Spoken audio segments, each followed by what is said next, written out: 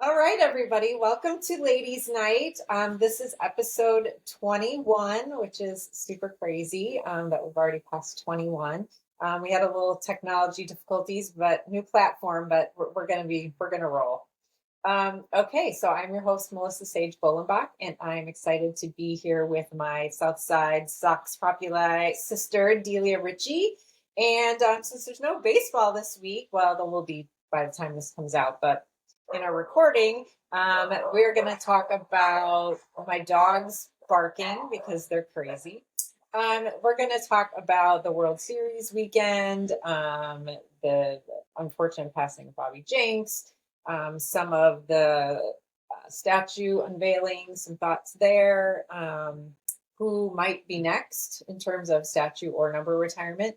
And then we got to wrap it up, of course, with talking about the season, of what we can expect for the second half of this crazy ride we're on. So I'm going to kick it off and throw it to you, Delia, about your thoughts. I know you weren't there for the weekend, but you watched it all. It was all over social media and on CHSN. So what were your thoughts about reunion weekend? So overall, I didn't see like the what went on with like the photo ops and everything. It would have been nice to see how that all worked out, like if there were the navigation and stuff. Like I'm interested to hear about that.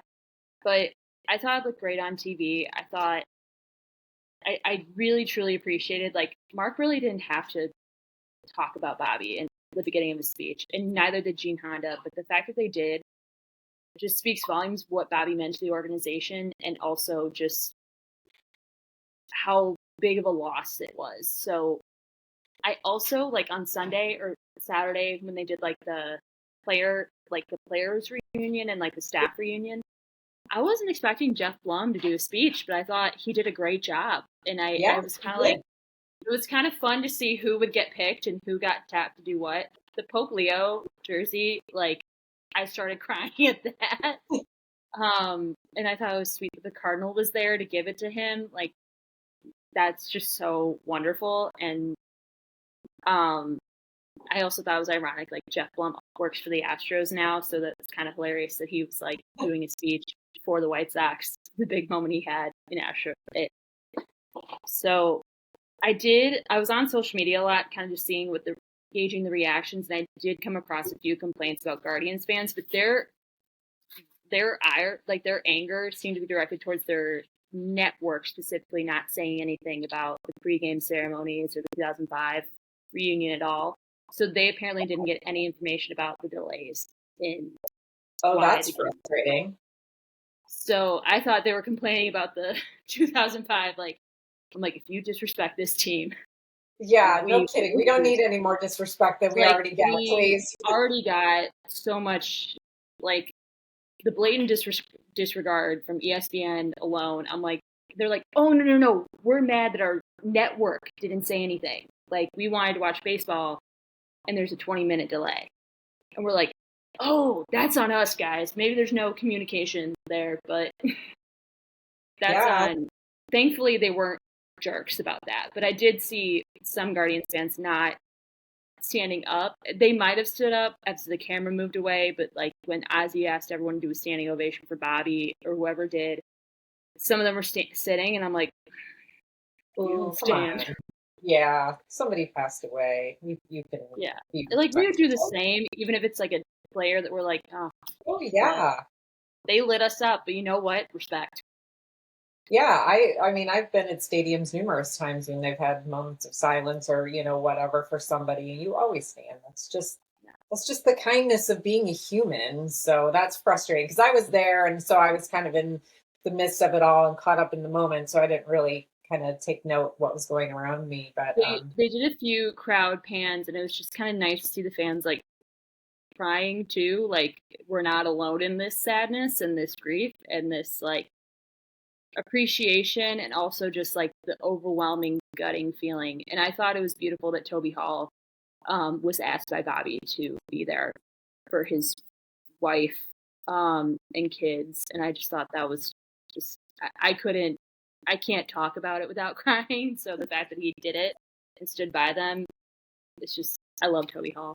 So Yeah, that was unexpected. I don't think there were a lot of people who were there at the stadium who expected that Bobby's wife and kids were going to be there. So when like we saw them, everybody, it was kind of like a collective gasp of like, oh, everybody was yeah. like, we are heartbroken. It was hard enough as it is, but then it was like, oh my gosh, his family's here, and yeah, And I think his daughter like grabbed it, like she was in the side, like grabbing a baseball or something, or just like kind of like looking around, and I'm like, oh my god, like I can't handle it. Like I can't watch this without.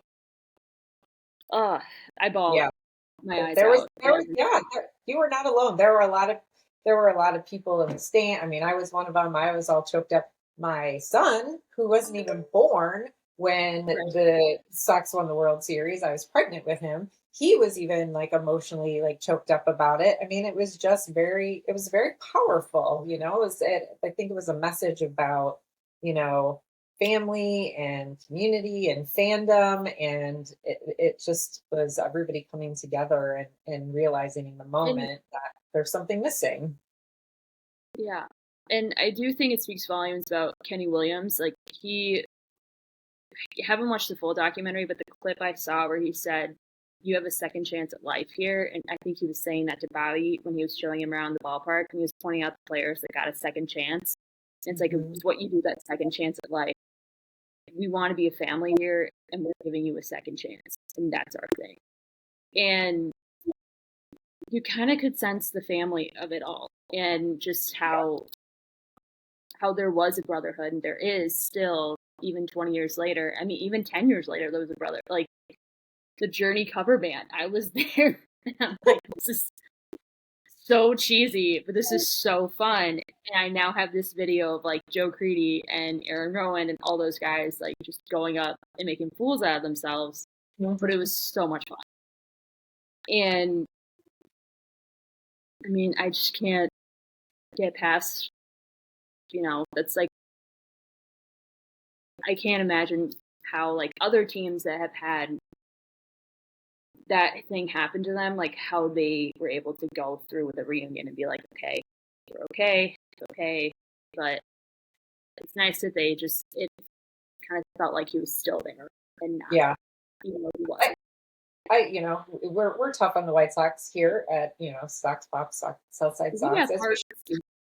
But they, yeah, it's well deserved for a lot of reasons. But you also have to give them props when they do something really well. And I mean, they did. I think they did a great job of taking things and weaving it within the whole weekend.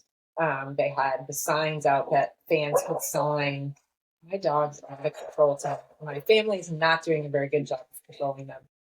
Um, but they had these big banners that when you were just walking around the stadium, like, fans could sign and put a message to, they had, like you mentioned, the 45 on the mound, the jersey, John Garland having the jersey with him the whole weekend, doing the toast. Like they had all these moments that were woven in, um, to make it like memorable, but also like a celebration. And it wasn't like all about being sad. You know what I mean?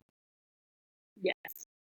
And I thought they did a great job at that. I mean, I did see a few like not great comments about like using like the beer and stuff. I'm like, I think that's just like, yes, he became sober, but like also he loved having a good time. He loved having Yeah. fun, and he would have wanted his boys to have fun too.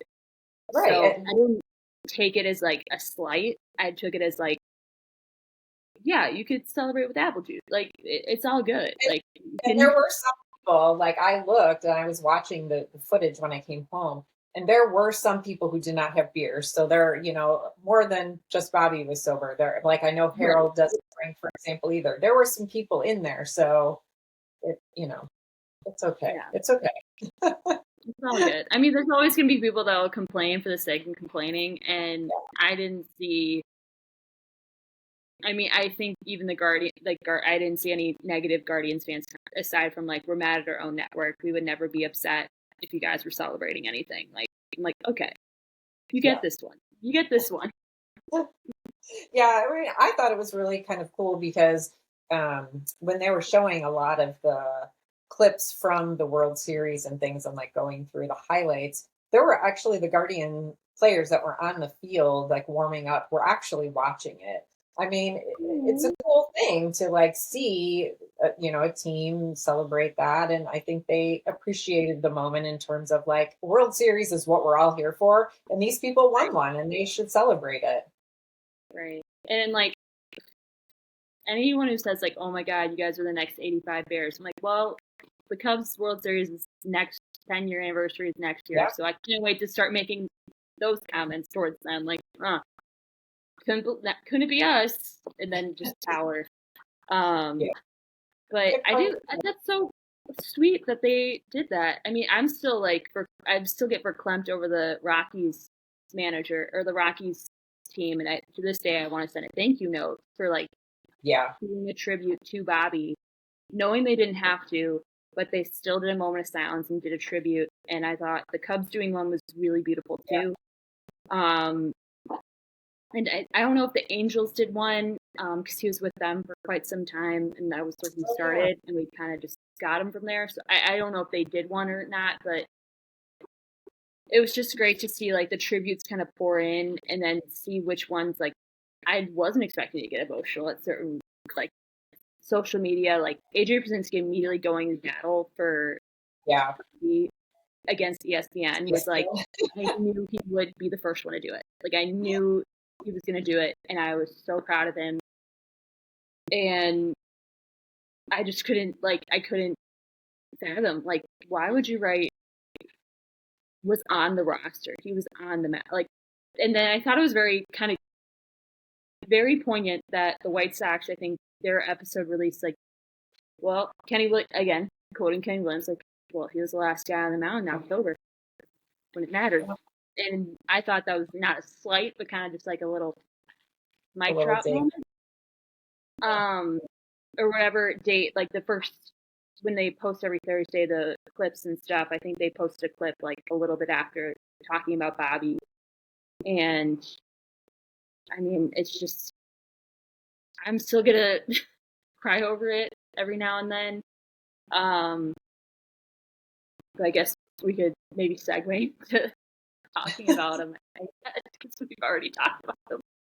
We talked about him a lot. I think Yeah, it was well deserved to be talked. even though it was about the 2005 White Sox, like it was still very much like this was Bobby's heart and soul on the mound. And I think if any opposing pitcher goes on that mound, I do think it was very respectful of the Guardians to not touch the mound. Like they didn't touch the number, they didn't mess it up.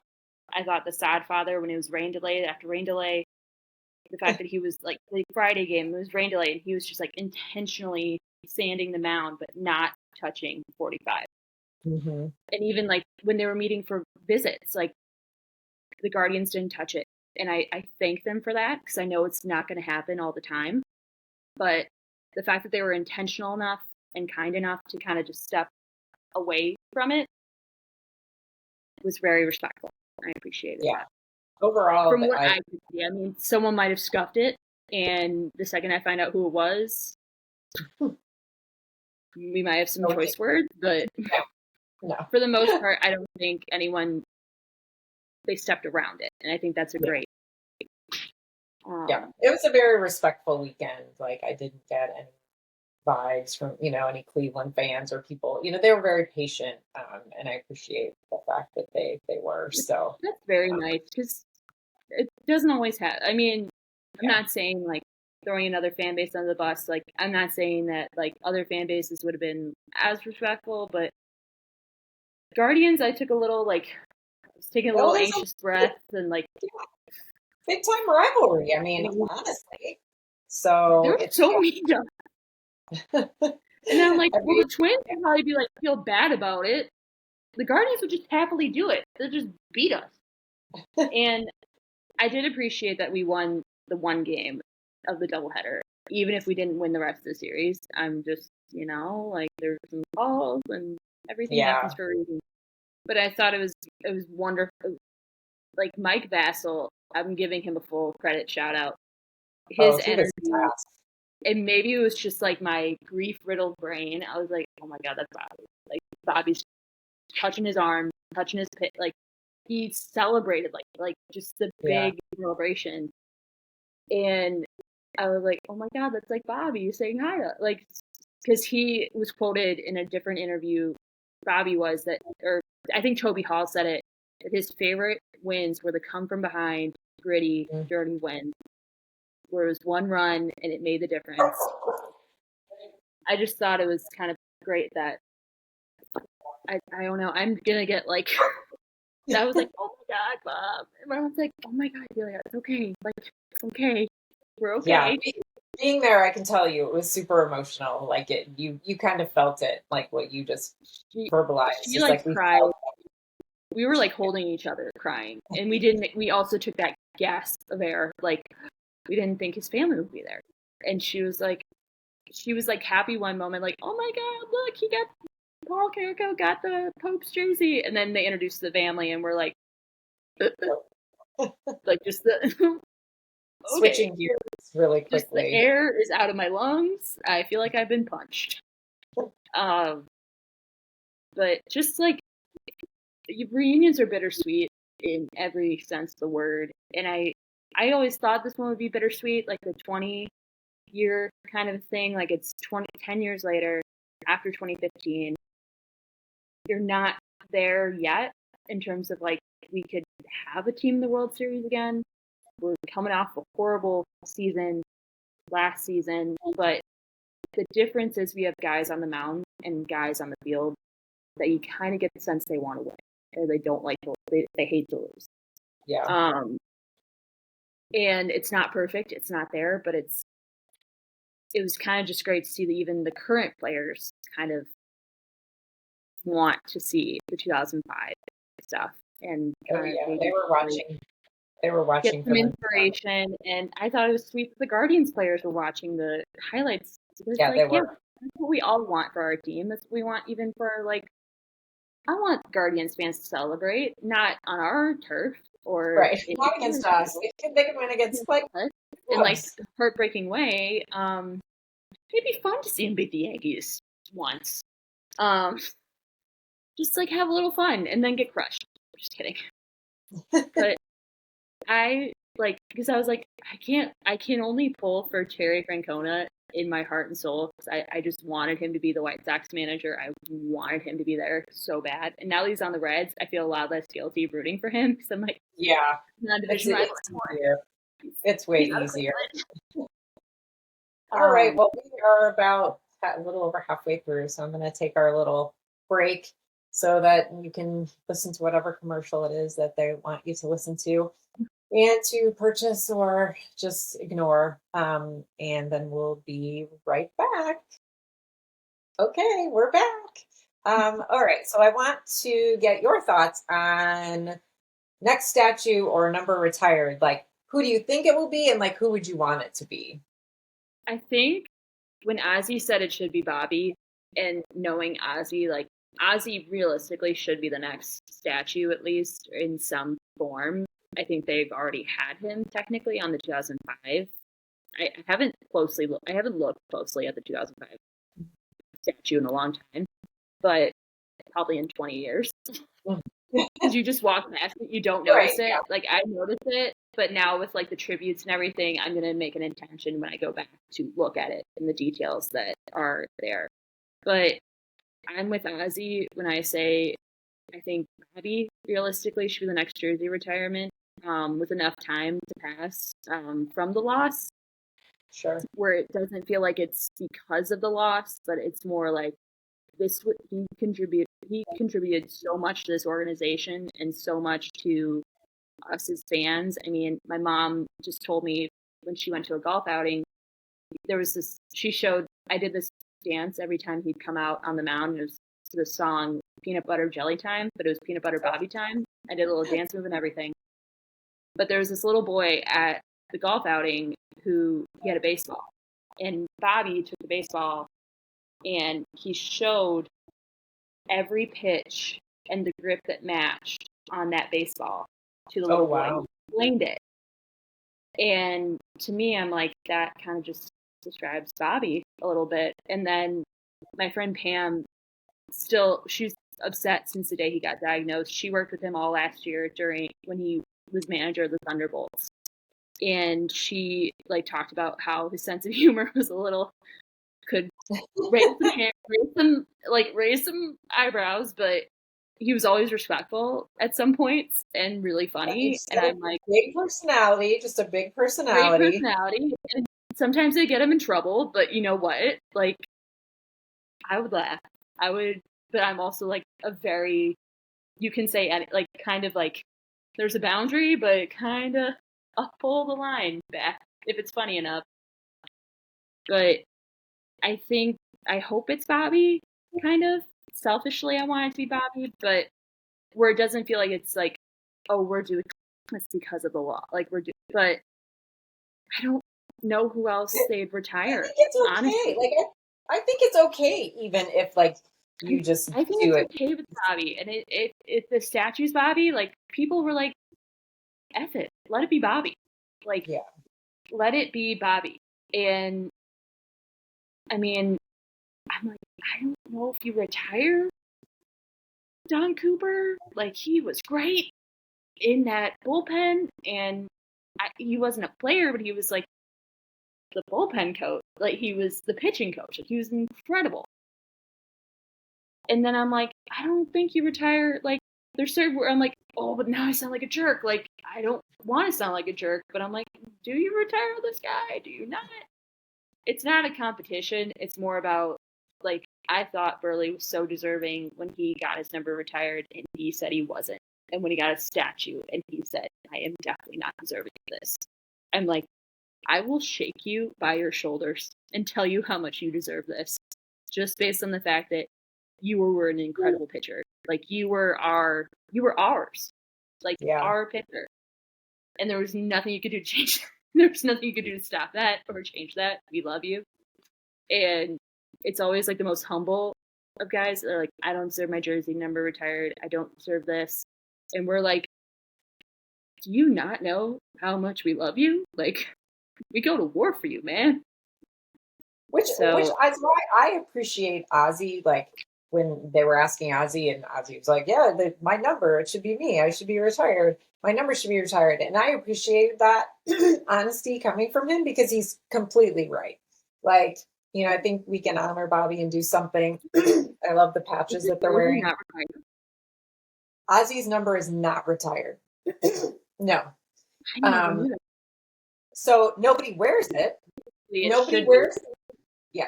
Nobody wears number 13. Okay. It was even Austin Slater in the offseason. Excuse me. When they announced that they signed him and they showed him and it said he was going to wear number 13. And it was like, oh boy, this is not going to go over well. And yeah. So then he ended up thankfully not wearing it, because he got the memo that somebody sent, like, it's not retired, but nobody wears it. So it's like, okay, nobody wears it, and it's just time. And Ozzie is alive, and he's contributed as a player, as a coach, as a broadcaster. Like, there really isn't anything else that a person can do to deserve such an honor. And I really am hoping that at his bobblehead night, like, I thought maybe this weekend they would announce it, like on Saturday after they kind of, had gone through everything. They probably would have, but it was Bobby. And I'm not saying the timing. I think timing, they wanted it to be intentional. And if you do it on a night where you're celebrating the whole team, it kind of becomes Ozzie's the focus when it should be the team. And then losing Bobby, not those correlation, not causation.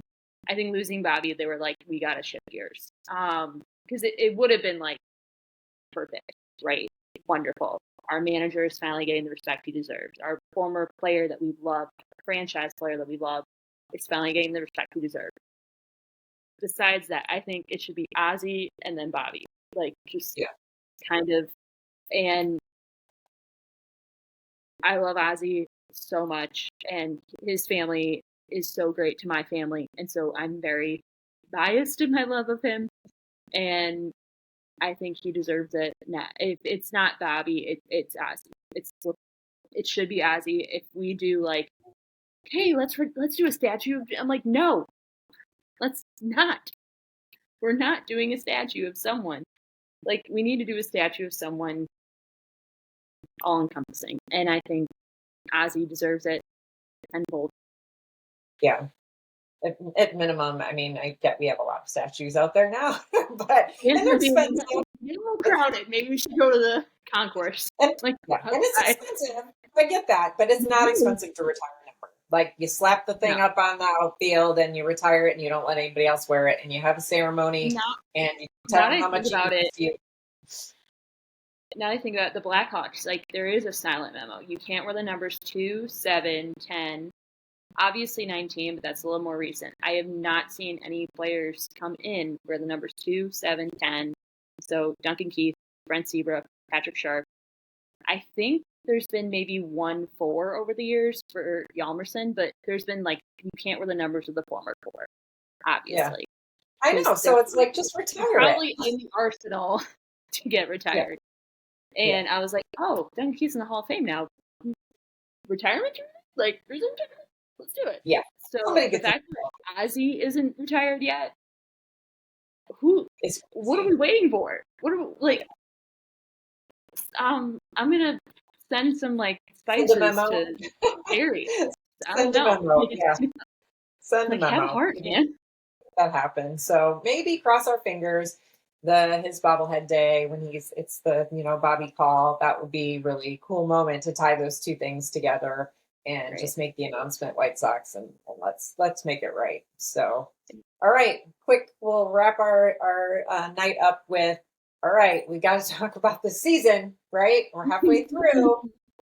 We're a handful of games better than we were. I think what's gonna happen? Are we gonna be another handful better the second half, do you think? Are we gonna be worse? Are we gonna stay the same? What do you think we're gonna do? Haven't actually looked at our second half schedule yet, but I think the fact that we start third hardest. Okay, third hardest. Who's the first? I don't remember. I just remember us being third. So I saw the list and I'm like, we're starting off the Pirates. Great. Starting off in Pittsburgh. Nothing bad can happen there when we're in town. I think we were in town when something bad happened there. I think I don't want to say it's more the same. I think we will get more home wins than we expect, but I also feel like we're going to go. I mean, you can only go up from here, I guess, if I'm going to be totally optimistic. I liked what I saw. I'm very, very optimistic. I thought, like Shane Smith being there in the All-Star game and not getting any respect, kind of made me just cement my hatred of Aaron Boone and the Yankees as a whole. And Joe Torre, I'm like, dude, I respected you. You did that cold-blooded. I'm not being nice to you guys. So I think, obviously I'm biased. I love Shane Smith. I love the White Sox, and the fact that we kind of get disrespected at the highest stage is not great. It's irritating. Yeah, it's irritating. And it's irritating because, we were the first team to do it since the 11-1 since the 1998 Yankees. But who gets the credit?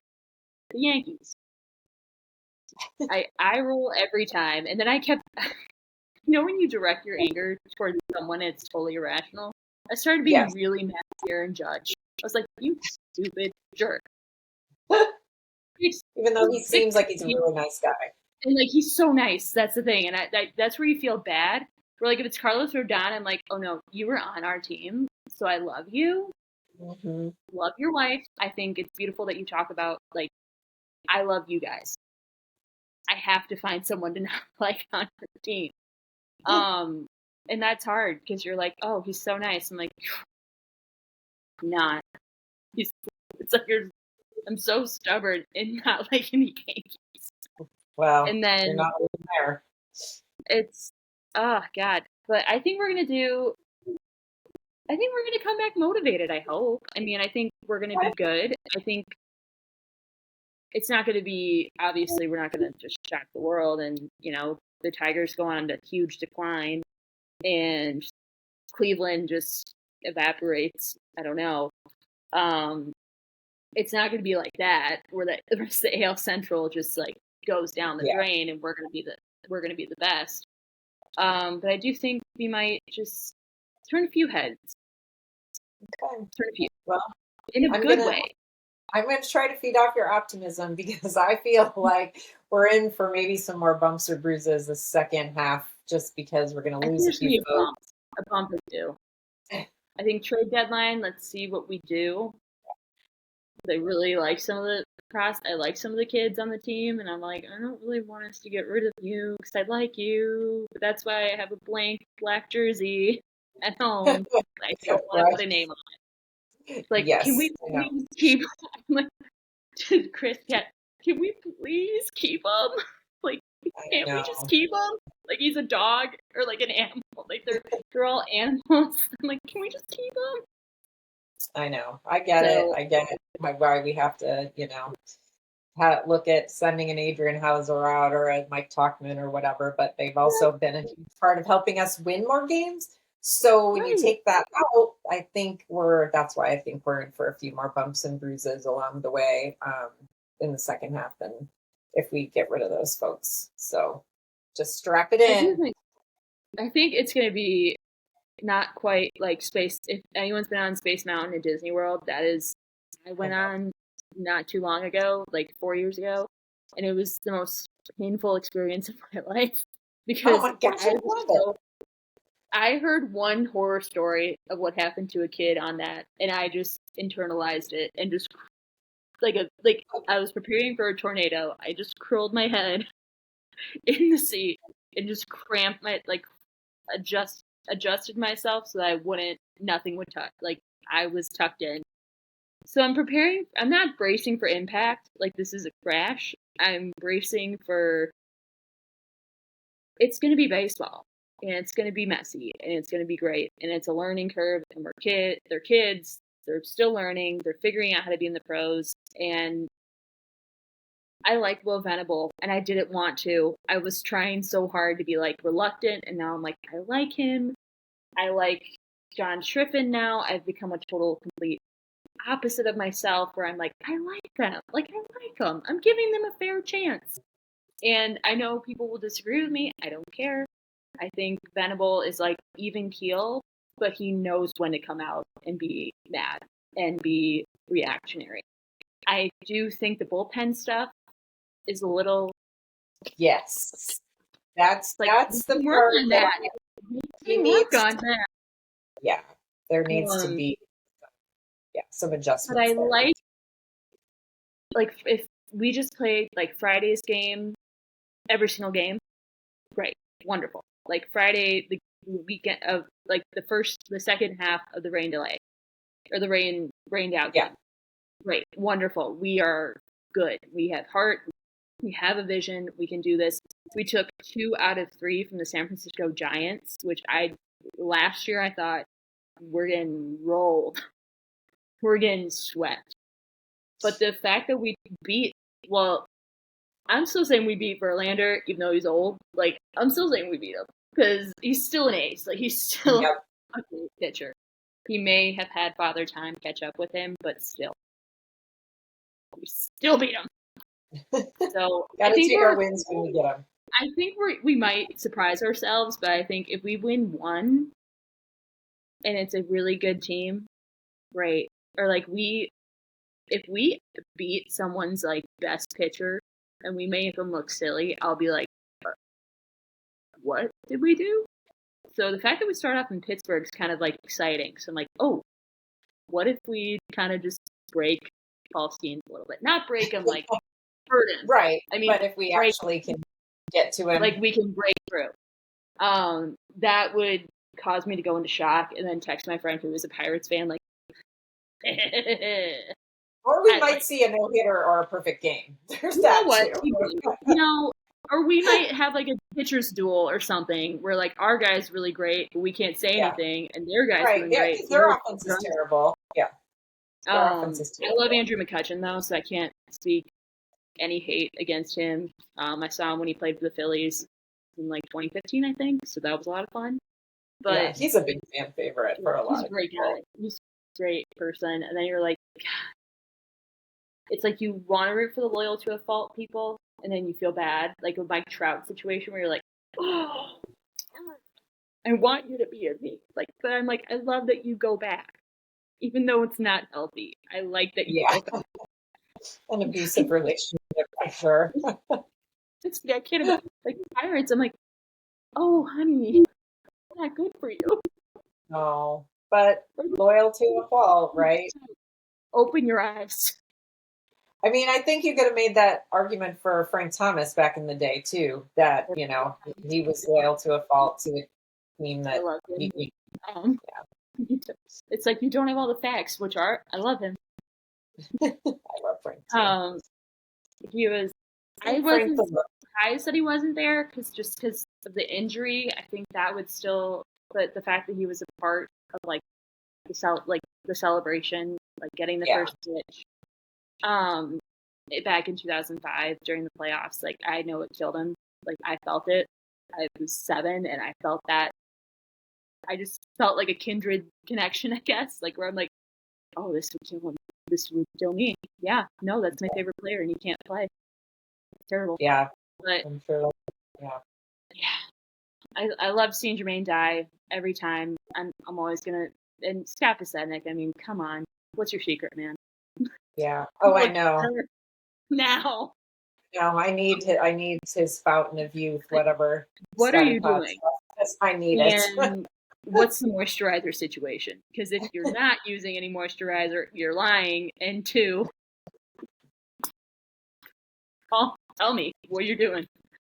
Well, that's probably a good place for us to wrap it up. Talking about Scotty Pods' routine.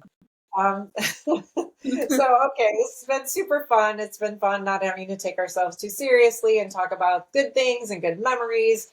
And next week, I believe, next week we have a guest.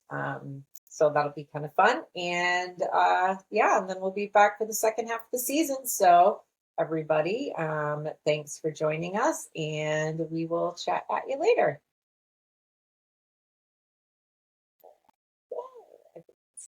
Okay, so you